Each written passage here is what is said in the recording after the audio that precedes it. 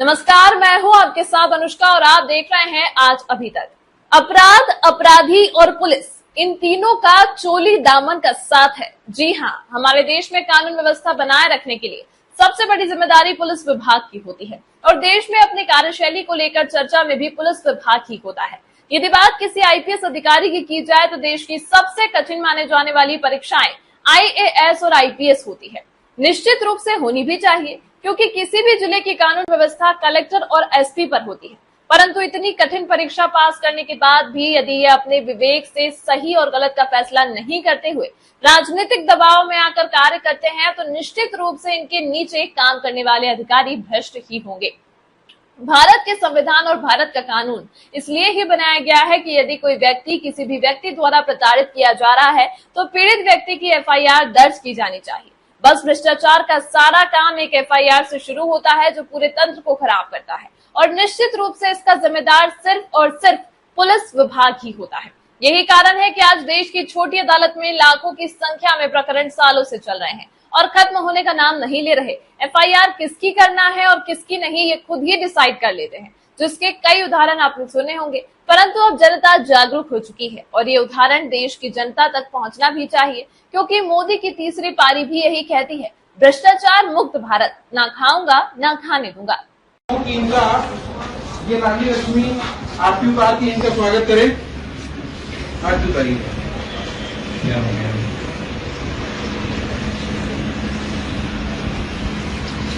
आरती उतारिए। नहीं आरती उतारिए। नहीं आप सहायता आप कर रहे हैं। नहीं आपकी आरती नहीं आप आदरणीय, मैं आपका शुक्रगुजार हूँ। मुझे नहीं आप पहनाइए, मुझको माला पहनाइए। देखिए इनको माला पहनाइए आप। नहीं आप मेरा हाथ पकड़िए। नहीं मैं आपका स्वागत कर रहा हूँ। मैं आपका स्वागत कर रहा हूँ। पूरे प्रदेशवासी जो आप इसके माध्यम से देख रहे हैं, केवल और केवल कानून की किताब में सीआरपीसी में लिखा है कि अगर कोई संज्ञेय अपराध की सूचना मिलती है तो एफआईआर में तब्दील होनी चाहिए। लेकिन ये चूंकि सिटी कोतवाली थाना की पुलिस है, महिला से एड़ी रगड़वाने के बाद, यानी लाडली लक्ष्मी से एड़ी रगड़वाने के बाद 26 दिन बाद मामला कायम होता है। और दूसरी बात, 408 के अपराधी को 4 महीने बीत जाने के बावजूद भी जब गिरफ्तार करने की बारी आती है तो ये कहते हैं कि मामला की विवेचना करनी पड़ेगी। मुझे समझ में नहीं आता कि जब 26 दिन तक विवेचना की गई तो आदरणीय ने कैसे विवेचना की, क्यों रात को 26 दिन विवेचना किए और उसके बाद भूल गए। नहीं ये गलत बात है। भारतीय जनता पार्टी के लिए हमेशा ये मंत्र रहा है कि व्यक्ति से बड़ा दल और दल से बड़ा देश। अटल जी ने एक वोट से सरकार गिरना स्वीकार कर लिया, लेकिन पार्टी के आदर्शों से समझौता नहीं किया। कि भाजपा सरकार का मतलब है राष्ट्र निर्माण के लिए सही नीति, साफ नियत और सटीक निर्णय।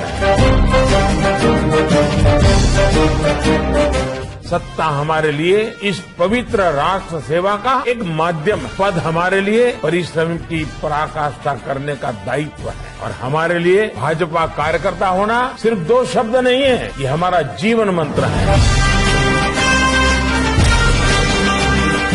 आज देश में बीजेपी का मतलब है विकास और समाधान।